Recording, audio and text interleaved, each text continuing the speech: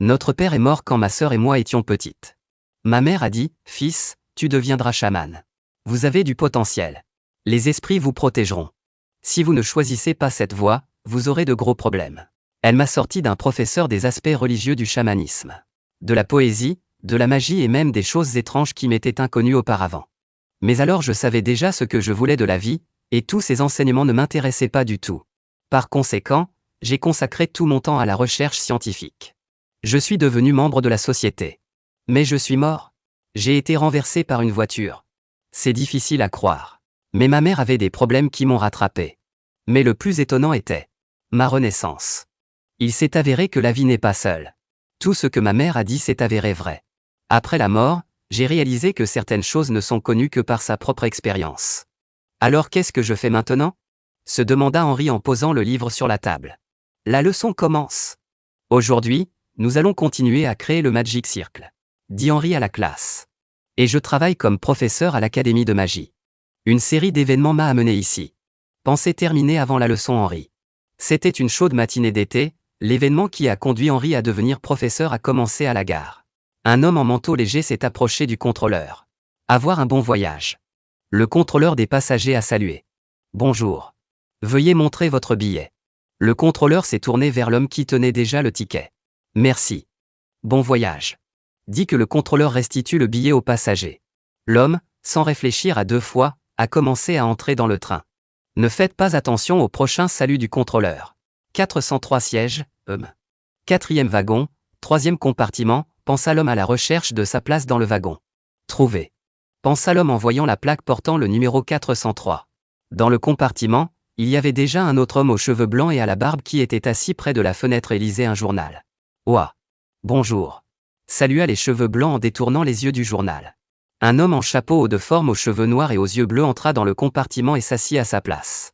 5 minutes plus tard, le charbon de la chaudière prend feu et le train signale le départ. Les roues de la locomotive commencèrent lentement à prendre de la vitesse. La locomotive a accéléré assez vite. Avec le claquement paisible des roues de fer, un train de voyageurs passa près des montagnes enneigées. Pendant ce temps, les passagers du 3e compartiment étaient assis paisiblement et lisaient, le vieil homme un journal et l'homme un livre. L'homme leva brièvement les yeux de son livre. Remarquant les nouvelles de la fin de la guerre civile dans le royaume de l'Utah. L'article dit que la faction princesse a gagné. Enfin, l'homme sourit plutôt. Elle est arrivée à sa fin. Dit l'homme aux yeux bleus, attirant l'attention de aux cheveux gris. Le vieil homme regarda l'homme plutôt jeune. Oui, c'est correct. Je me demandais aussi quand tout cela s'arrêterait. A soutenu la conversation aux cheveux blancs. Plus récemment, la faction princesse a recruté des soldats. Heureusement que ça n'a pas duré longtemps. Dit l'homme. Désolé, j'ai oublié de me présenter. Je m'appelle Roger Churchill. Le jeune homme s'est présenté. Je n'ai pas de nom de famille, juste Gérard. Vous semblez être de noble naissance. En réponse, le barbu aux cheveux blancs s'est présenté. Je suis le déchu. Ne vous inquiétez pas, soutenu la conversation Roger. Oh je vois. Vieux avait répondu Gérard. Où allez-vous, sœur Gérard, demanda Roger. À Limbrune, la capitale de l'Empire. Gérard a répondu, j'ai entendu dire que cet endroit est populaire parmi les touristes.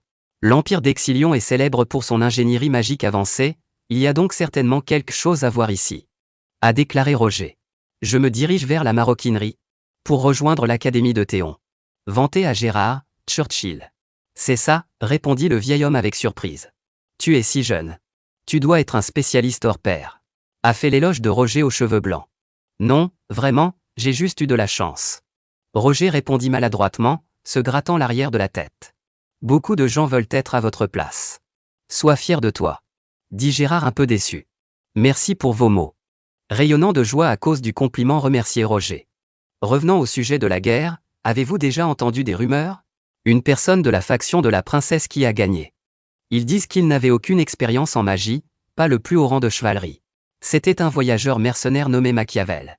Dit Roger avec admiration. Entendu ? Répondit sèchement Gérard. Vous n'êtes pas vraiment surpris. Roger soupira un peu tristement en voyant la réaction de l'interlocuteur. Je pense juste que ce ne sont que des commérages. En voyant la réaction de Roger dit Gérard. Non, c'était vrai. Après tout, Machiavel était celui qui parcourait le monde à la recherche d'un objet. Et c'était le nom que j'utilisais dans une vie antérieure. Pensa secrètement l'homme. Sœur Roger, vous prendrez donc en charge la classe à Théon Academy, demanda Gérard en riant. Oui, je serai responsable des élèves de deuxième année. Roger a répondu. Commencez immédiatement avec le deuxième cours? Gérard était surpris. Tu es plus capable que je ne le pensais, Gérard s'interrompit au milieu d'une phrase, remarquant quelque chose à la fenêtre. Est-ce que quelque chose ne va pas? Demanda Roger, remarquant une pause dans le discours de Gérard. Attendez. Maintenant. Dit Gérard. Et à ce moment-là, l'un des wagons a explosé, secouant tout le train. Argue. Gérard grogna en attrapant le siège. Que se passe-t-il? Demanda Roger un peu effrayé, en saisissant la coudoir du banc. Le moteur a-t-il explosé? Roger suggéra instinctivement de regarder vers l'explosion. C'est pas possible. Il est protégé par magie. A réfuté l'hypothèse du futur professeur Gérard. Soudain, une pensée vint à l'esprit de Gérard. C'est un piège. Cria le vieil homme aux cheveux blancs. Eh bien, pourquoi l'arranger? Demanda Roger. Probablement, quelqu'un veut voler de riches marchands ou des nobles. Gérard a fait une autre suggestion. S'il déclenche une explosion, alors il y a certainement un mage parmi eux. Complétez les situations de Gérard. Nous devons nous cacher ou descendre du train. Dit Gérard en regardant le rassemblement Roger. S'il vous plaît, attendez. J'irai en premier. Dit Roger met le chapeau haut de forme sur sa tête. Ouvrez les portes du compartiment, Roger jeta un coup d'œil prudent autour de lui. Il n'y a personne dans la 4e voiture. Ne voyant personne, dit Roger en sortant du 3e compartiment. Moins. Le reste des passagers. Sont-ils en sécurité? Demanda Gérard en regardant autour de lui.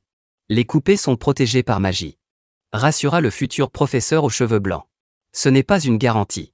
Il est dangereux de rester dans un compartiment si un sortilège a également été lancé sur eux, dont la protection a été rompue. Dit Gérard tristement. L'explosion est venue du côté de la 3e voiture, n'est-ce pas? Demanda Gérard. Alors pourquoi les voleurs ne sont-ils pas encore là? Roger a répondu par une question. À leur place, j'irai à la 1re voiture. Suggéra à Gérard de tourner vers la 5e voiture. Ah. Exactement.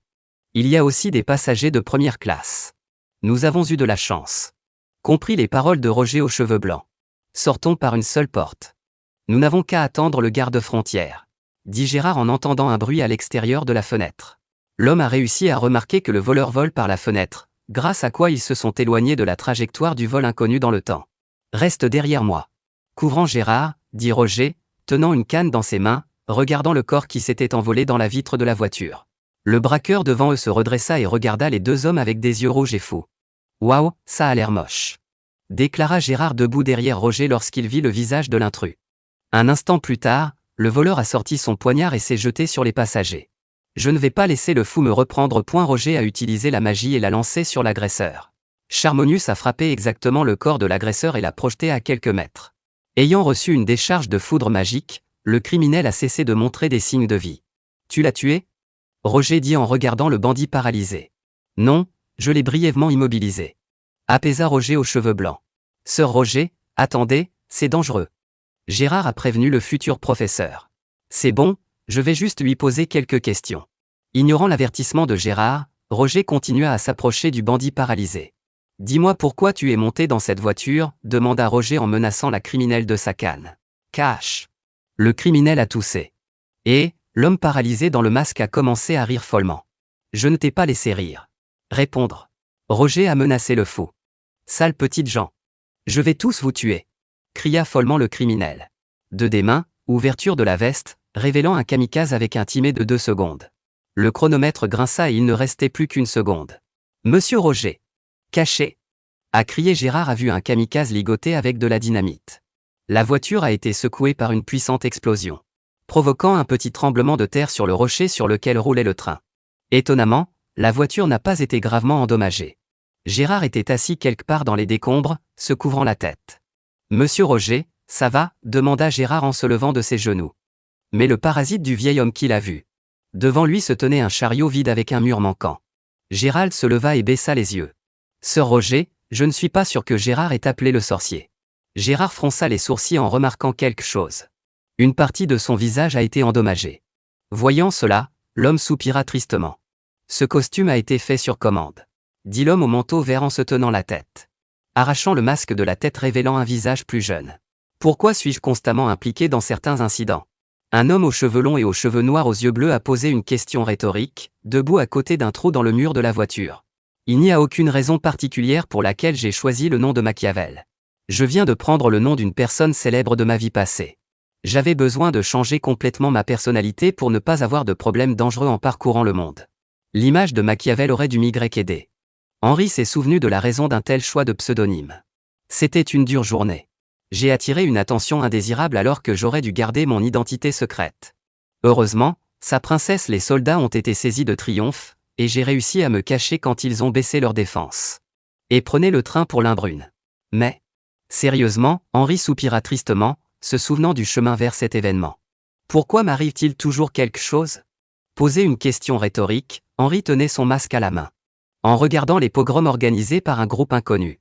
En s'approchant du trou géant dans la voiture, Henri jeta le masque inutile dans l'abîme. Repose en paix, Roger. Dans ma tête, j'ai dit au revoir au jeune futur professeur Henri. En plein jour, déployer une telle embuscade. Je ne m'attendais pas à ce qu'il fasse exploser une bombe, pensa Henri en regardant les causes de l'explosion. Les cambrioleurs ordinaires n'y arriveraient pas. Seul un psychopathe, déterminé à tuer tout le monde, peut le faire. Peut-être que leur objectif n'était pas les passagers, mais le train lui-même, pensa Henri en regardant dans l'abîme enneigé. « Monsieur, ça va » cria le conducteur en s'approchant d'Henri par derrière. « Que s'est-il passé ici » a demandé nerveusement le conducteur à Henri lorsqu'il a vu un trou géant dans le mur de la voiture à côté de laquelle Henri se tenait. Le train a été attaqué par des voleurs armés. On dirait qu'ils se dirigent vers la première voiture. Nous ferions mieux de ne pas entrer là-dedans. Se tourna vers Henri vers le conducteur moustachu. Je dois évacuer les passagers par la dernière voiture. Vous aussi, vous devriez, commença à dire le conducteur, détournant les yeux d'Henri. Mais le chef d'orchestre n'a pas eu le temps de finir ce qu'il voulait dire, car Henri l'a jeté au sol, saisissant le cou du malheureux chef d'orchestre. « Monsieur » dit le chef d'orchestre d'une voix légèrement rauque. « Que faites-vous ? Pensez-vous qu'un jeu aussi pathétique me convaincra » dit Henri d'un ton d'acier. « De voler ou de ne pas attaquer un train qui passe. Sans raison apparente. » A commencé à parler Henri serrant sa main sur la gorge du conducteur. Sans oublier le sort défensif qui tombe tout seul. C'est un tour difficile qui ne peut se faire sans l'aide d'une personne connaissant le mécanisme. Henri continua à dire froidement, sa main sur la gorge d'un possible traître. En entendant la parole d'Henri, le conducteur a eu très peur. Réalisant qu'il a été exposé. D'un geste rapide de la main, le conducteur tenta d'arracher le poignard. Ne pense même pas. Henri menaçait de sa main gauche saisissant le poignard du chef d'orchestre. Vous êtes assez rapide. Qui tu es? Pourquoi es-tu ici? Henri est interrogé. Tu vas te taire? Bon, c'est bien. Dit Henri en soulevant le corps du conducteur du sol d'une main, en appuyant le poignard sur le cou du traître et de l'autre, en lui prenant les mains. Piétiné. Légèrement enfoncé dans le conducteur et dit Henri. Soudain, un son familier retentit de la voiture voisine. Arrêtez. Ce son. Est-ce vraiment? Pensa Henri quand il entendit les sons provenant de la voiture voisine. Henri a rapidement réagi aux informations reçues et a poussé le conducteur vers l'avant. Littéralement un instant plus tard, des coups de feu ont retenti, après quoi les balles, pénétrant à travers le corps du conducteur, ne prêtant même pas attention aux os du corps humain, ont survolé Henri accroupi. Quand a-t-il donné le signal? Je l'ai suivi. Aujourd'hui, sur le genre, Henri a pensé à tirer des conclusions. C'était donc prévu. Après l'arrêt des tirs, les portes de la voiture ont été défoncées par un inconnu. Quoi? Y a-t-il un survivant ici?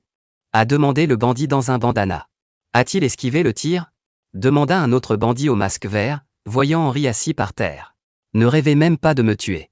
Dit Henri en se levant du sol et en lissant sa cravate. Cloue-le. A donné l'ordre à l'un des bandits.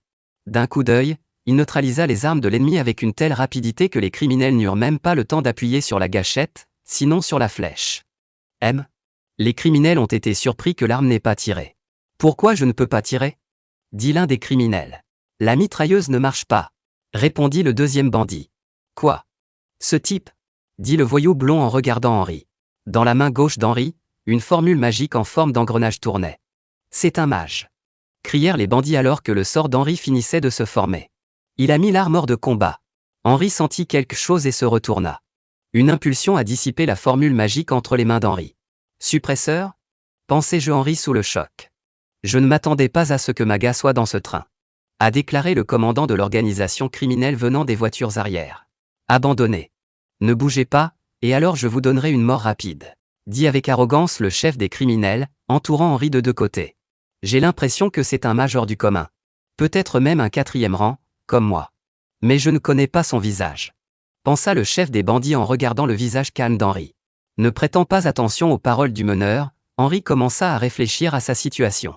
10 minutes se sont écoulées depuis l'explosion, il faudra beaucoup de temps pour quitter les montagnes d'Arrête. Pensa Henri en se tournant vers le trou dans le mur.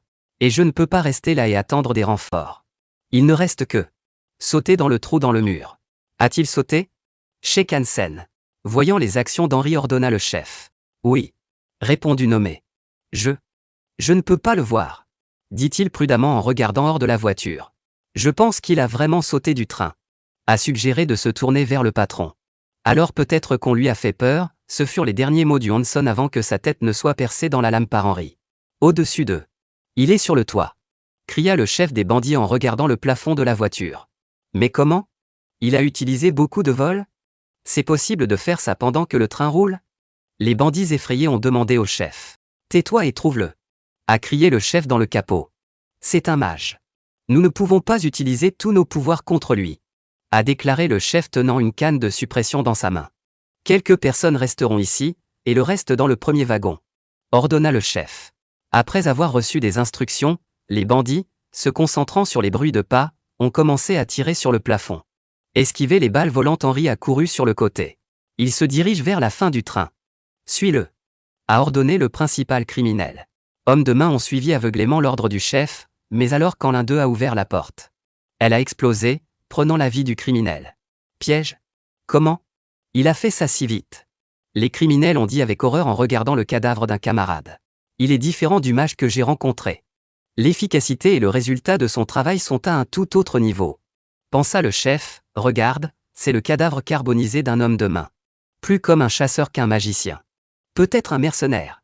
Pensa le chef de l'organisation criminelle, se souvenant de l'image des personnes en cagoule verte. Soudain, un grincement se fit entendre. Je dis que je connaissais ce son. Merde. Il démonte les voitures pour s'échapper, a suggéré l'homme dans le capot. Comme n'y ai-je pas pensé avant? Il n'allait pas nous combattre. Nerveux, pensa le masqueur. Avec un grincement, les chariots arrière se désengagèrent. Et la ceinture vacillait un peu. Assez rapidement, les voitures arrière ont commencé à s'éloigner du train. De plus en plus loin à mesure que le train continuait d'aller, et personne ne traînait les wagons. TCH. Commandante Signul de l'escouade criminelle regardant les wagons qui s'éloignent. Bon sang. J'ai raté son point d'exclamation. On ne peut pas quitter le train et partir à sa poursuite. Le contrevenant a déclaré ce fait. Moi. Je me souviendrai de ton visage, marmonna le chef en regardant les voitures qui partaient. Je vais certainement traquer et tuer. Soudain, une pression de force démesurée s'abattit sur le chef. Quoi? Quel genre d'énergie magique puissante est-ce? Où? Pensa le leader paniqué, se tournant vers la source de pression. Ce qu'il vit horrifia le criminel. Derrière eux, dans la 4e voiture, se tenait Henri avec une étrange formule magique dans ses mains, sous la forme d'une montre mécanique. Henri regarda seulement froidement, mais les criminels activaient le sort. D'où est-il? Encore un piège? Pensa le chef criminel en la regardant. Après avoir activé le sort devant la formule, un faisceau d'énergie comprimée s'est formé, se précipitant vers les criminels. L'arrière du wagon endommagé brillait d'une lumière dorée. Assez rapidement, le faisceau a brûlé vif les corps des criminels. Courir, la seule chose que le chef pouvait crier en regardant comment son gang brûle vivant un faisceau d'énergie concentrée. Après 6 longues secondes, le charme fut rompu. Henri est resté debout dans la voiture, ses vêtements pratiquement intacts. Et c'est tout. Henri a déclaré en regardant les résultats de son sort. Oh, tu as survécu, dit Henri en regardant le chef des criminels, à qui il manquait la main dans laquelle il tenait le suppresseur, et une partie du visage était également brûlée. Espèce de bâtard. Pourquoi? Pourquoi nous tueriez-vous? Respirant à peine, dit le chef. Tu n'as pas du tout de conscience. Les gens que vous avez tués étaient des patriotes ordinaires, le chef du groupe a chuchoté plutôt qu'il n'a parlé. Se battre pour la paix. Et tu es fou. Que je pensais.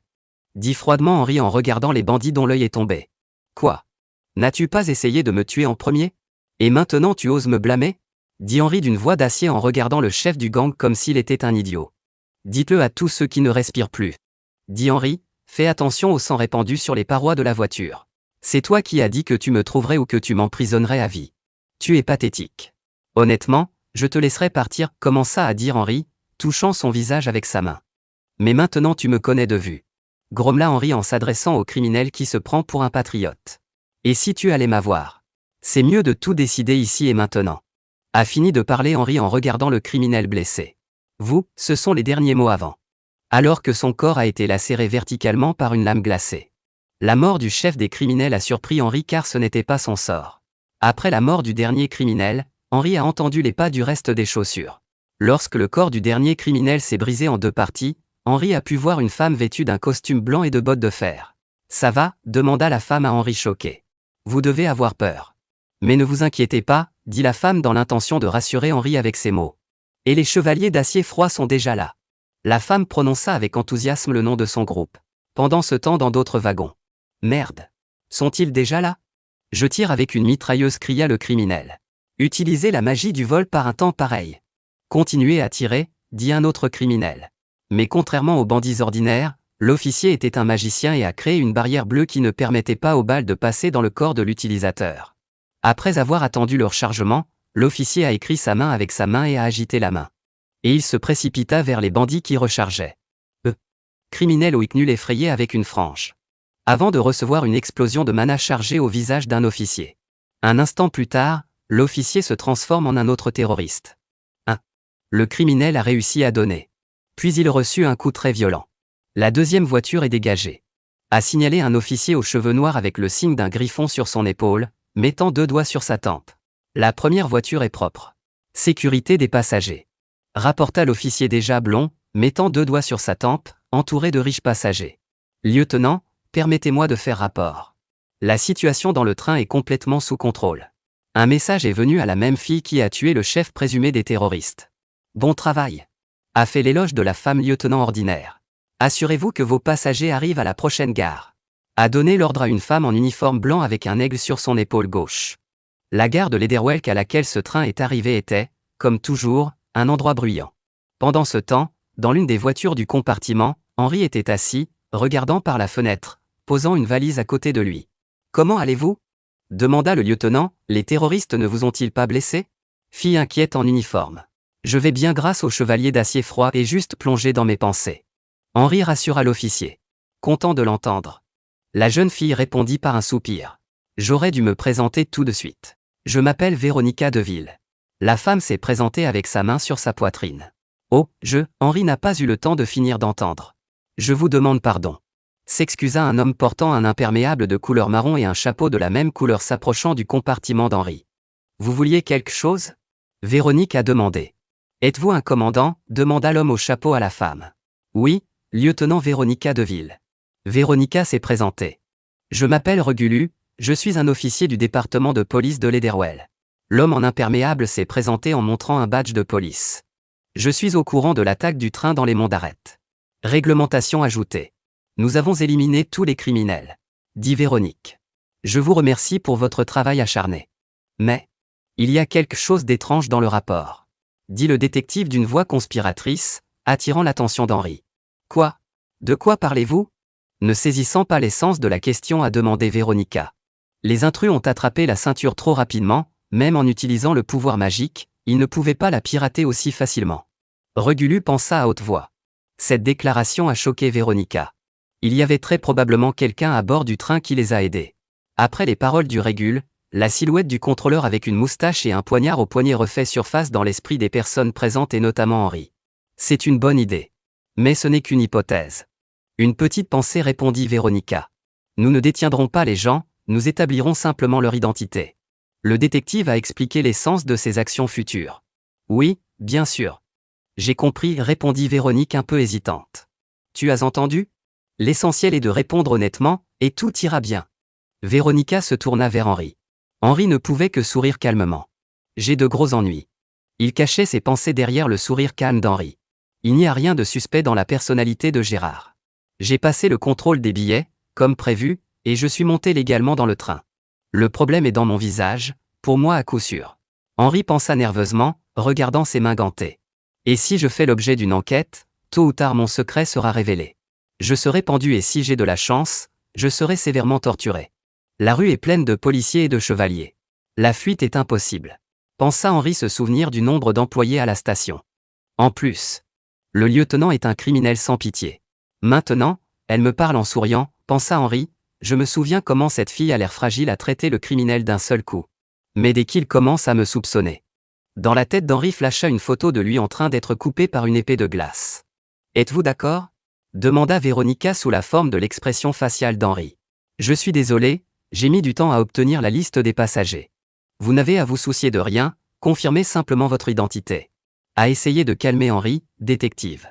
Si vous avez un billet, montrez-le, s'il vous plaît. Dit le détective un autre nom approprié dans la liste des passagers. Ici. Il a donné son billet à Henri. Place 403. L'officier lit l'inscription sur le billet. 403. Voyons.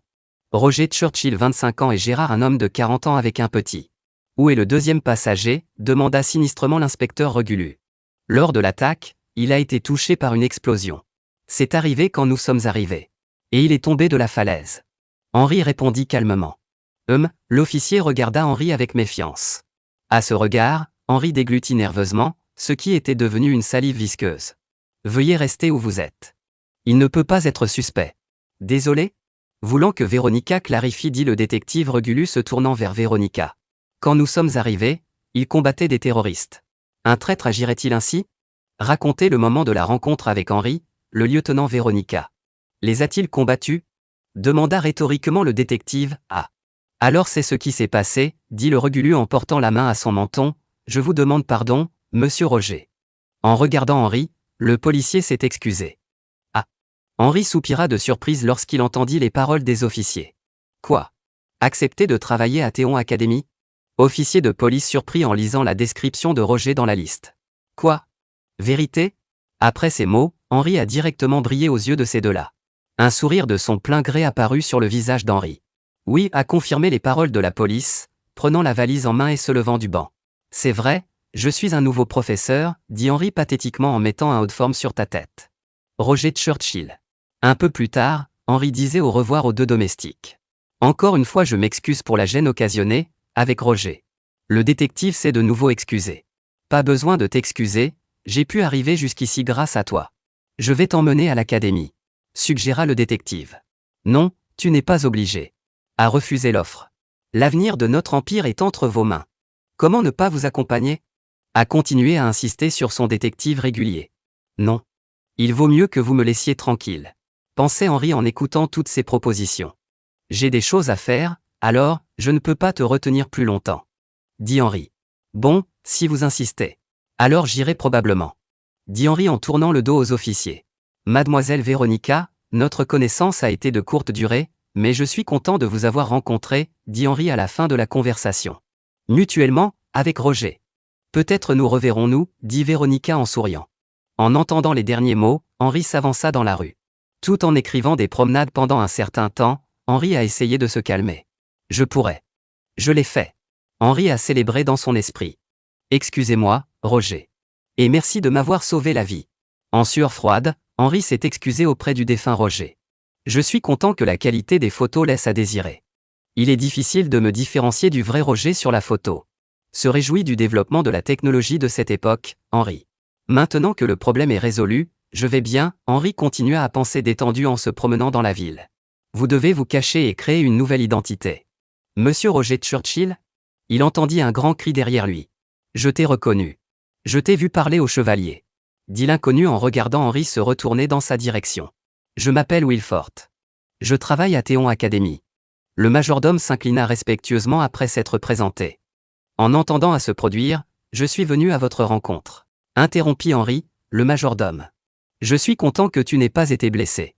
Asseyez-vous s'il vous plaît. Je vais vous conduire à Théon. Demanda un élégant vieillard au monocle. En voyant le majordome, Henri n'était que déception. Mais quand même, le faux Roger devait monter dans la voiture du majordome et aller à l'académie. Wilfort est également coché pour une voiture à laquelle un cheval mécanique a été attelé. À l'intérieur de la voiture, Henri réfléchit à sa situation. C'est mauvais. L'académie a ordonné à une personne de me rencontrer, qui n'est pas le travailleur le plus ordinaire. Pensa Henri en croisant les bras. Il a un corps tonique. De plus, je n'ai pas remarqué comment il est arrivé là, peut-être qu'il était chevalier. A analysé le majordome Henri. Et si je m'enfuis en utilisant des excuses stupides, cela aura l'air suspect et il me suivra. A suggéré l'un des événements d'Henri S. Exodus dans sa tête. C'est probablement mieux si je reporte mon évasion. Depuis, je ne suis plus qu'un fantôme dans ce pays. Pensa qu'Henri se souvenait des événements dans le train. Ce qui veut dire que si je disparais, personne ne le remarquera. C'est bien que maintenant j'ai des alibis de fer, pensa Henri en regardant par la fenêtre de la voiture. Et jusque-là je peux vivre la vie de Roger Churchill. Roger, nous sommes arrivés. A déclaré le majordome en ouvrant les portes de l'académie. Ceci est un Théon. Pointant vers le majestueux bâtiment de marbre blanc. Quoi? Est-ce que tout appartient à l'académie? Je possède plus que je ne l'imaginais. Pensa Henri, un peu surpris par l'ampleur de l'institution. Je vais vous escorter, madame le recteur. Vous pouvez me confier vos bagages. Dit le majordome en descendant à la place du cocher. Et c'est ainsi que le majordome et Henri entrèrent avec 4 tours aux angles et une grande au centre sur laquelle étaient placées de grandes aiguilles d'horloge qui indiquaient qu'il était 2 heures de l'après-midi. Ayant amené Henri au bureau du directeur, le majordome n'entra pas dans le bureau, mais laissa passer Henri et commença à l'attendre dans le couloir. Je m'appelle Roger Churchill. Arrivé au nom du recteur. S'est présenté avec un faux nom d'Henri, entrant dans le bureau du recteur. Littéralement en face de la porte, à une quinzaine de mètres, se trouvait une table en bois blanc derrière laquelle était assise une femme aux cheveux blancs vêtue d'une robe noire.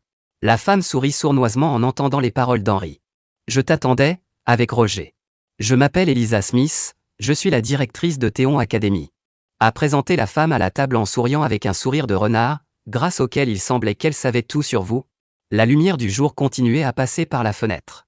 Et Henri se tenait toujours dans le bureau du directeur de l'Académie Théon. Êtes-vous d'accord? J'ai entendu parler de l'attaque terroriste. Demanda la femme à table. Tout va bien. L'ordre de chevalerie est venu à la rescousse à temps. Henri répondit calmement à la question du réalisateur. Content de l'entendre.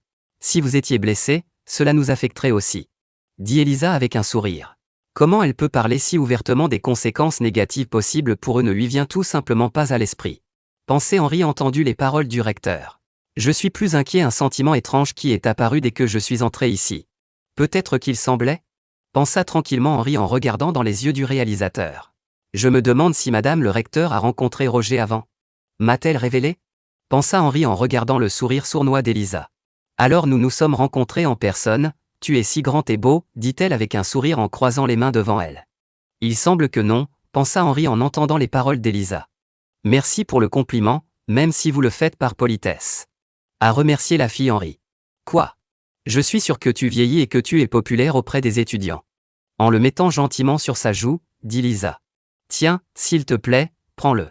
Dit Elisa en tendant le papier à Henri. Encore une fois, je vais répéter les informations que vous avez reçues plus tôt. Ici le salaire est indiqué, ainsi que le fait que le contrat de travail est conçu pour 2 ans. Repas et hébergement à la charge de l'académie. Elisa a commencé à parler.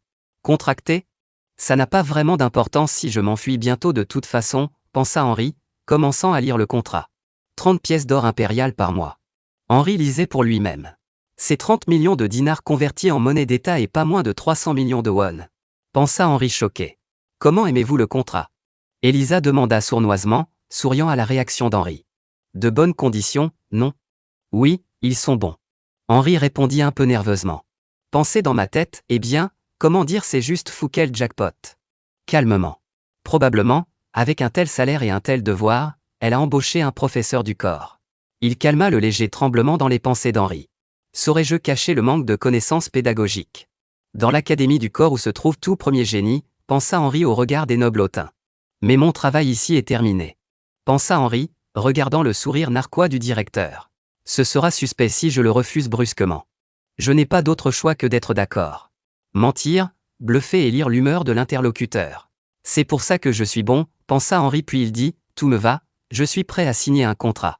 De plus, j'ai l'expérience et la connaissance de la vie présente et passée. Je suis sûr que je peux jouer le rôle d'un professeur. Merveilleux. Je serai heureux de travailler avec vous. Dit Elisa en lui tendant la main et en lui serrant la main. Mutuellement, Madame Willow. Répondit Henri en serrant la main d'une fille à l'air fragile. Dans ma tête en pensant, seulement 2 ans. Je dois survivre à ces 2 ans et je serai libre. La nuit suivante, la résidence qui a été attribuée à Henri à l'académie.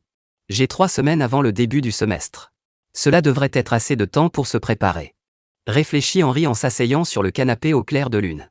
Je ne pensais pas qu'ils allaient m'attribuer une maison entière. Pensa Henri alors qu'il regardait à nouveau autour de la pièce. Alors cette fois je serai professeur à l'académie? D'une manière ou d'une autre, soupira tristement Henri, jetant sa tête en arrière sur le canapé. Étant entré dans ce monde il y a 27 ans. Assis sur le canapé, Henri a commencé à se remémorer. Je renais, conservant tous les souvenirs, mais perdant la capacité. Je ne pouvais pas compter sur mes parents, personnellement moi-même. J'ai eu beaucoup d'épreuves difficiles. Mais je n'ai jamais pensé que je deviendrais professeur. Techniquement, j'ai obtenu un travail efficace. Ou plutôt l'a reçu sans son désir.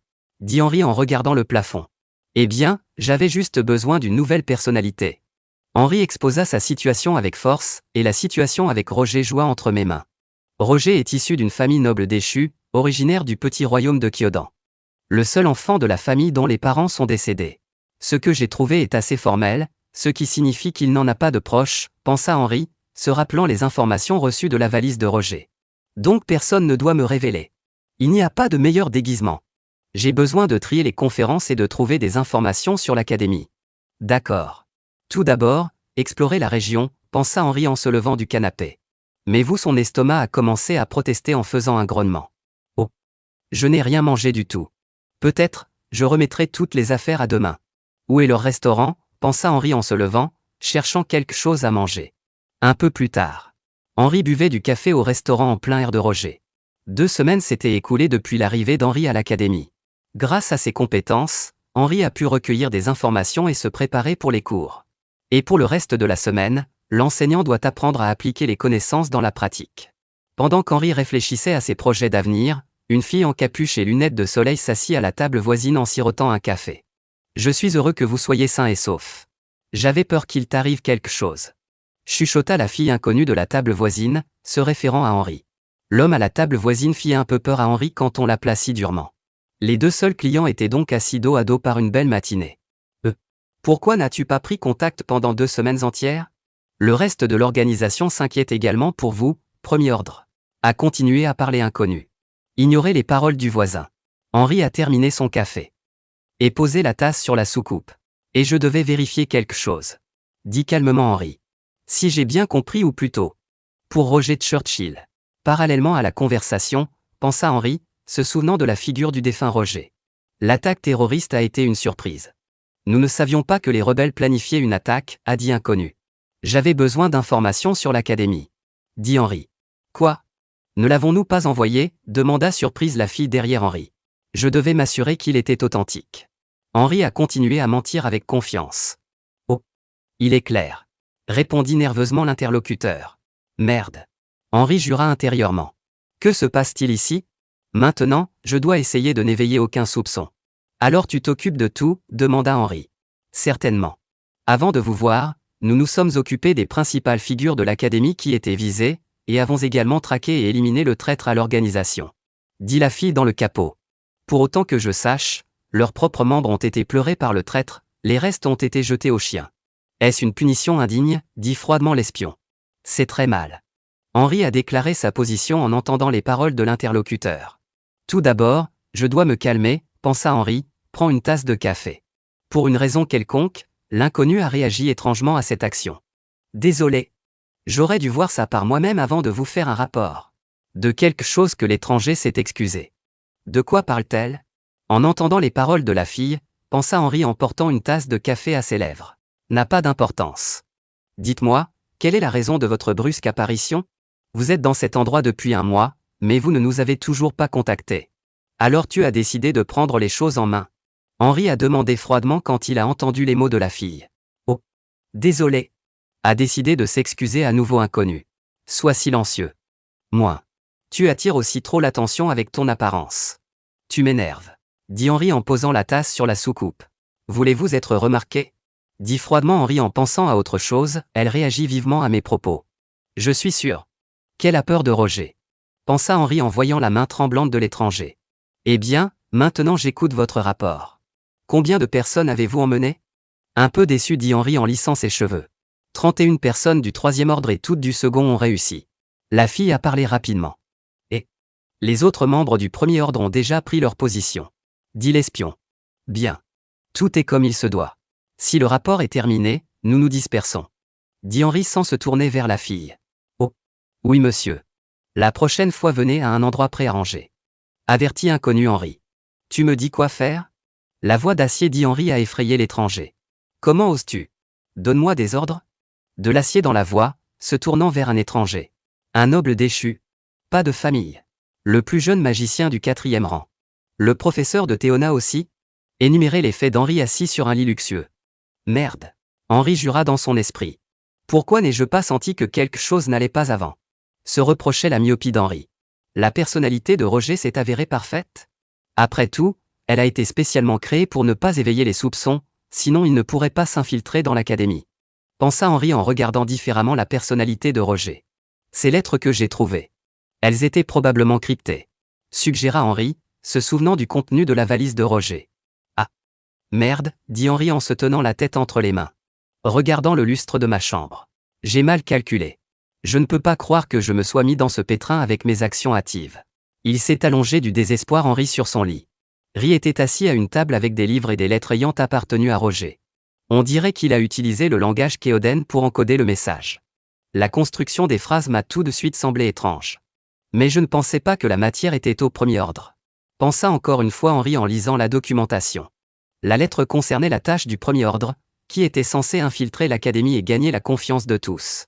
Et puis faire rapport périodiquement sur les progrès. Mais ce n'est pas la seule chose qui m'inquiète. Henri arrêta le cours de ses pensées. Grimm avala sa salive et Henri ferma les yeux en se souvenant de la situation dans le train. Plus j'y pense, moins j'y crois. Comment le chef d'une société secrète a-t-il pu mourir dans un attentat terroriste? Attrape sa tête, pensa grimly Henri.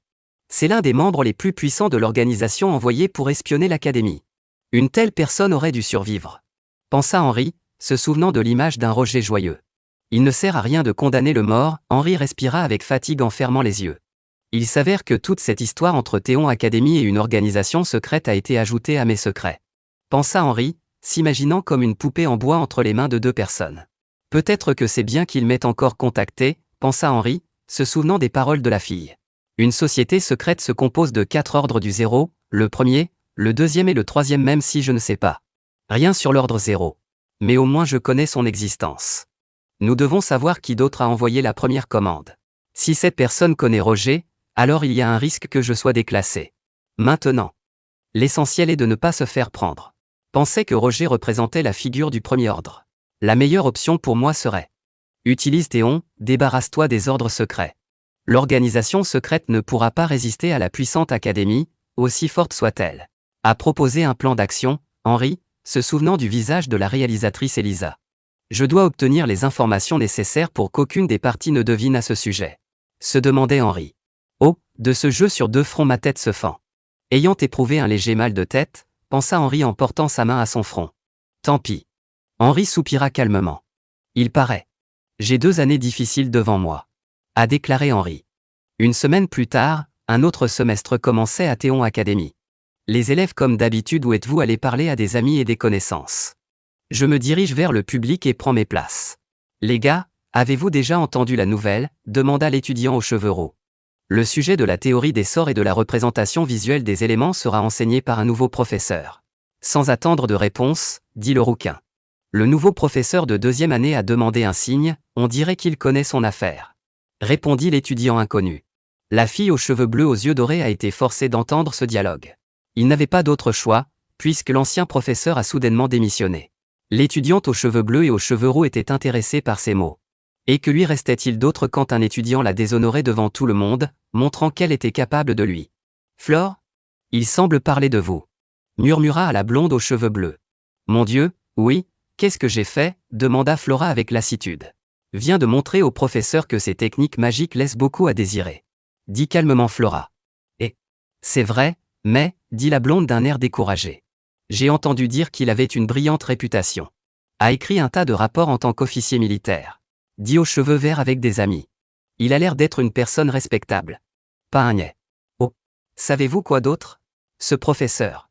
Noble déchu. L'étudiant a dit avec arrogance. Vérité? Ensuite, vous n'avez pas à vous soucier des notes, dit légèrement l'élève. Avez-vous déjà tiré vos conclusions?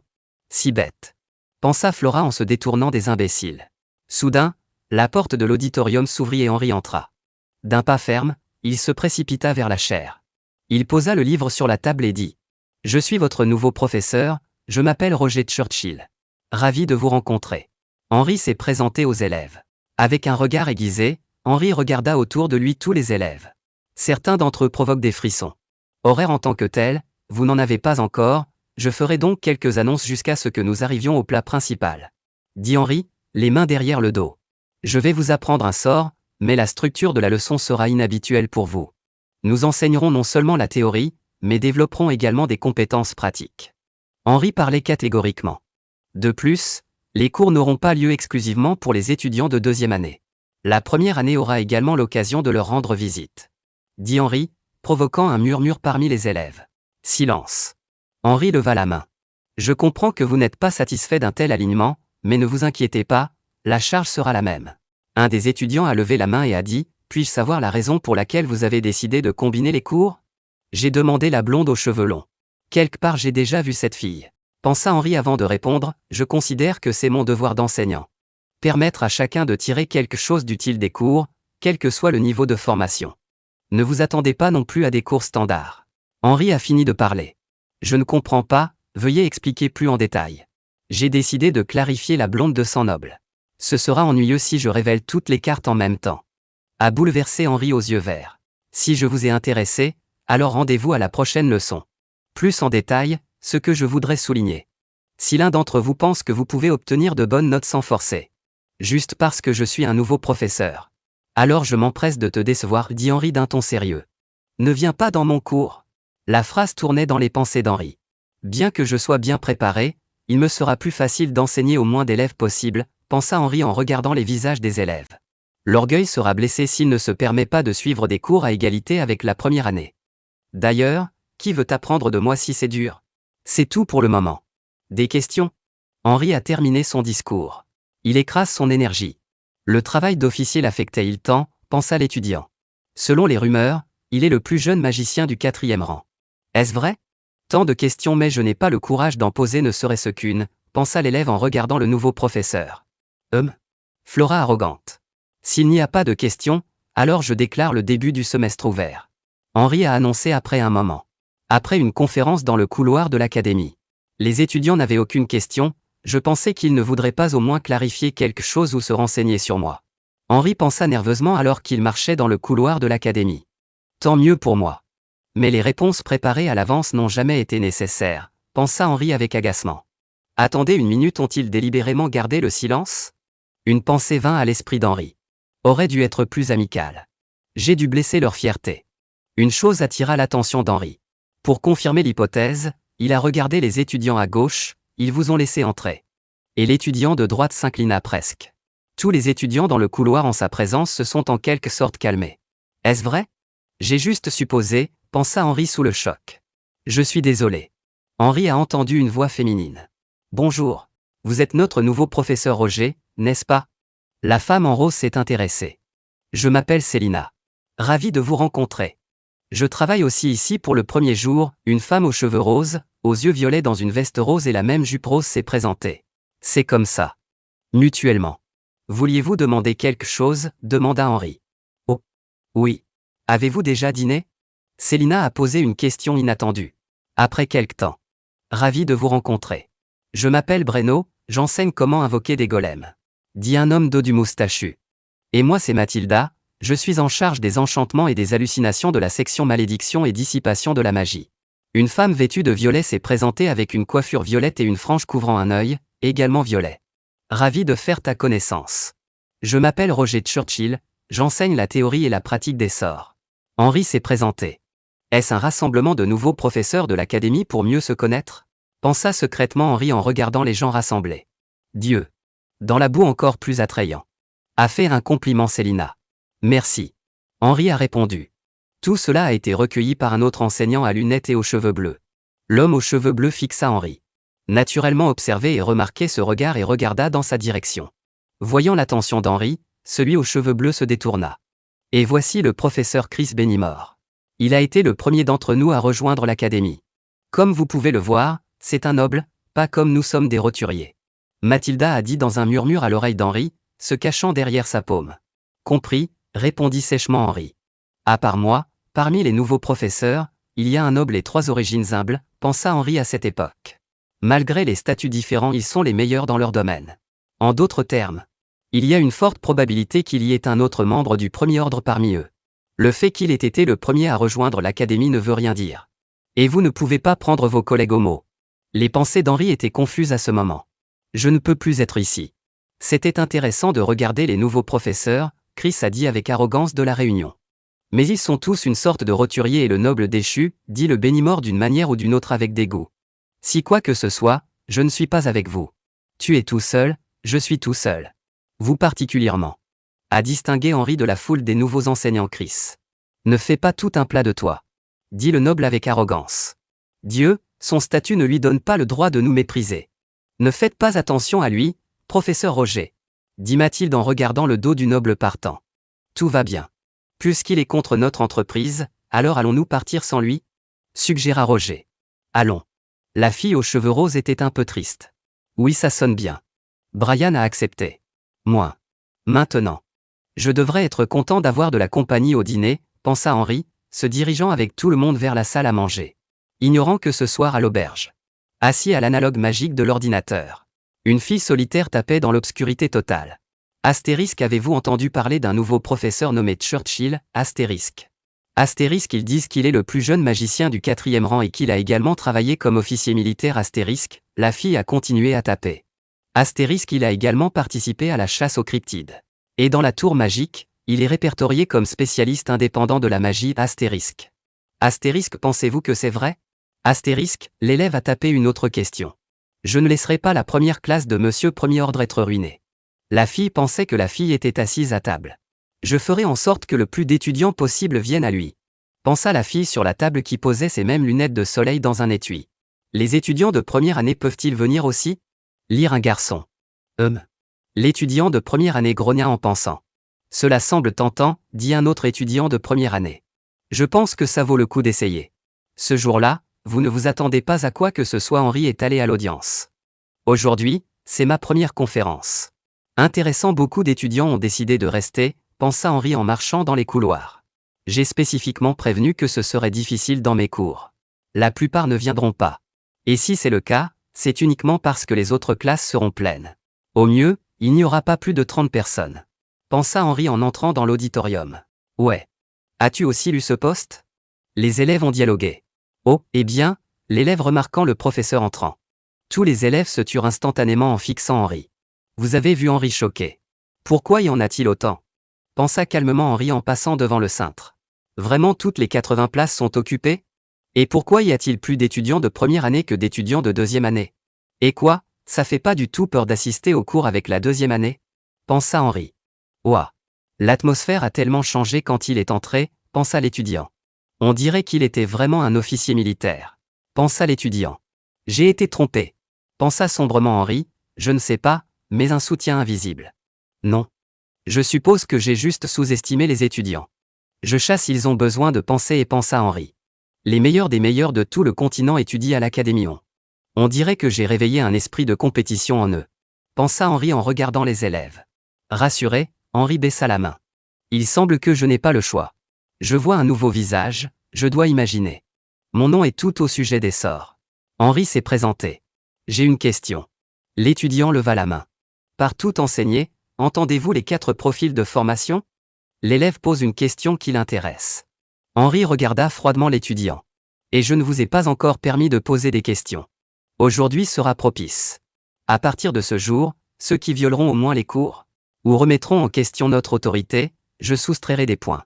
Et vous aurez la possibilité de les composer à nouveau, alors ne vous détendez pas. Eh bien, puisque la question a été posée, je vais répondre. Oui. Je vous formerai à tous les profils de formation. 4 profils d'entraînement, libération, magie élémentaire, télékinésie et fortification. Ils ne sont donc pas appelés. D'habitude, ils enseignent au plus 2 d'entre eux. Et ce nouveau professeur a basculé à 4? À mon avis, il surestime la barre, Flora pensa entendre les paroles d'Henri en regardant le professeur avec doute. Aujourd'hui, je vais vous montrer quelque chose qui va vous réchauffer. Dit Henri à la baguette magique du tableau noir. C'est un sort de feu de 3e niveau, flamme tremblante. A commencé à expliquer Henri en parallèle montrant dans la pratique. Il est créé sur la base de la libération, à l'aide de la chaleur, de l'allumage, de la compression, de la dilatation, de la dispersion et de l'accélération. Cette technique avec l'énergie des 7 composantes. Henri a expliqué la création de la formule magique. C'est 3 fois plus rapide que les méthodes modernes d'exécution de ce sort, dit Henri avec un sourire. Est-ce qu'il va accélérer le processus de lancement de sort? Est-il possible? En quelque sorte peu convaincant.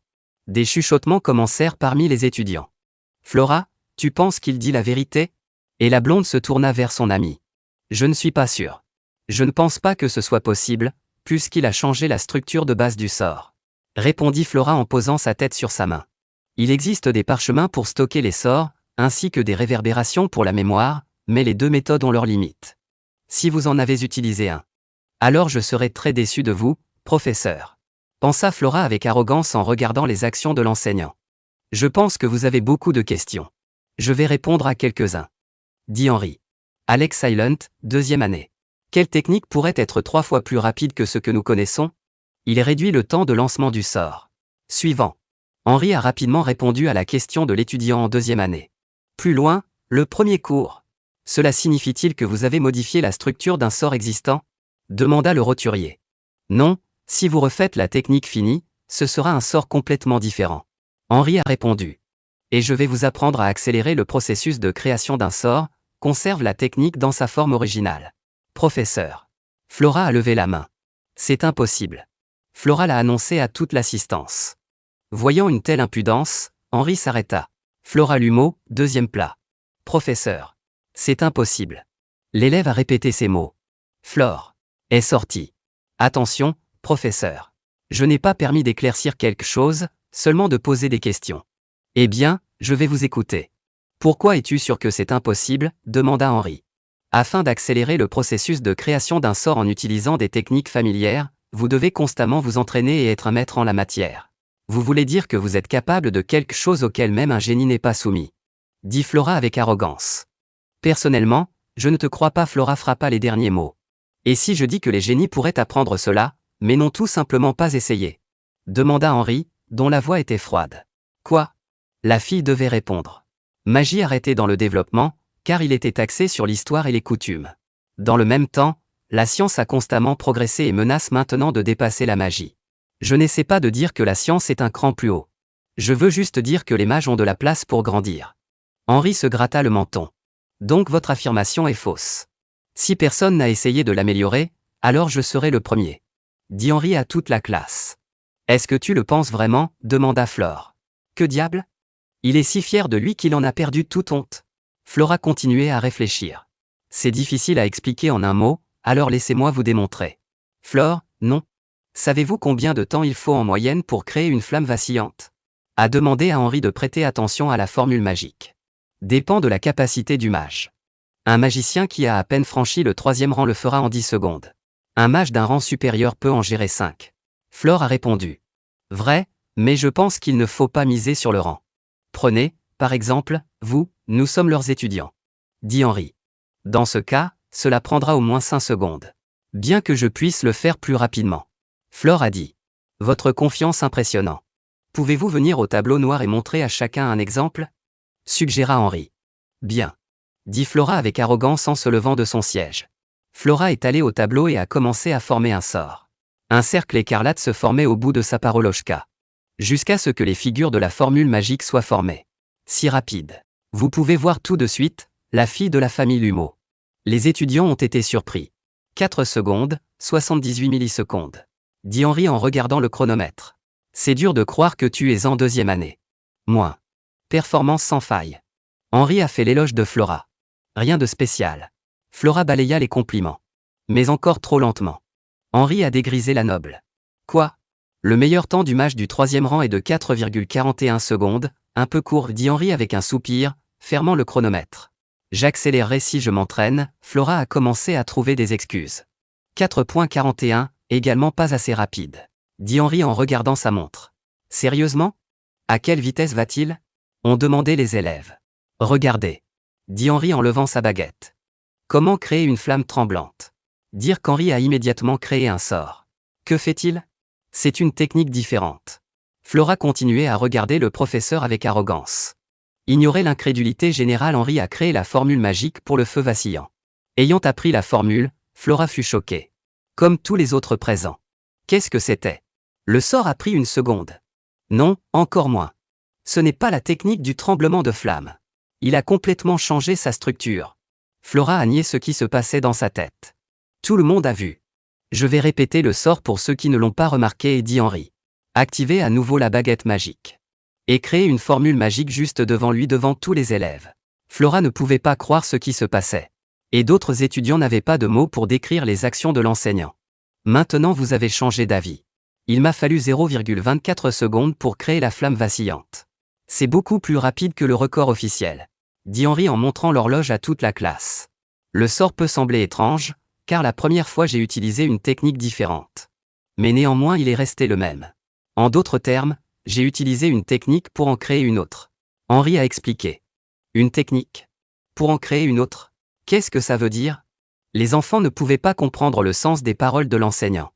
Vous modifiez les données initiales et arrivez au résultat déjà connu. Créez une sorte de programme. Comme si le corps des magiciens était un équipement et que l'accumulation de pouvoirs magiques était une donnée. Puis des programmes appelés technologies activeraient le logiciel, c'est-à-dire la magie. Et c'est ce que j'appelle le code source. Henri finit d'expliquer son point de vue. Source? Jamais entendu parler d'une telle magie. Qui est cet homme? Pensez à Flora regardant Henri. Maintenant j'ai dissipé tes doutes, Flora Lumeau?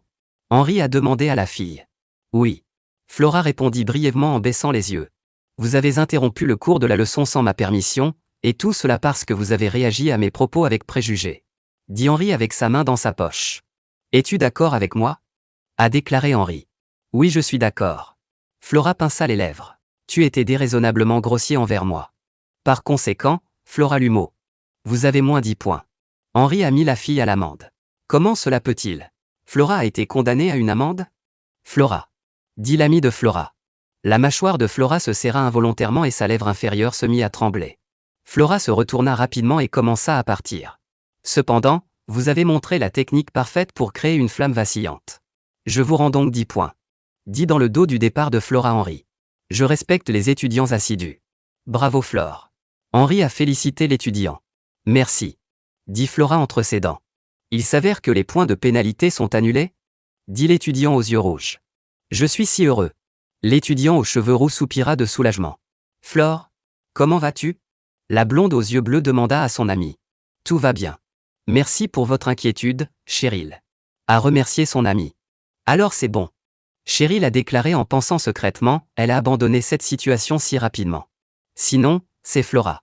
Eh bien, contrairement aux paroles de Flora. La fille a éprouvé de fortes émotions. Donc, ce n'était qu'une introduction, maintenant commençons la leçon. Dit Henri en se dirigeant vers le cintre et en y accrochant sa veste. Je sélectionnerai des étudiants qui m'écouteront attentivement, et je leur apprendrai le code source. Alors, travaillez dur. Ces mots ont inspiré les élèves. Après cela, Henri a continué sa conférence. Waouh! J'ai entendu comment les étudiants vous ont dit toutes sortes de bêtises sur le professeur, et j'avais peur d'être venu en vain. Mais je me trompais. Maintenant je comprends pourquoi Théon est l'académie la plus forte.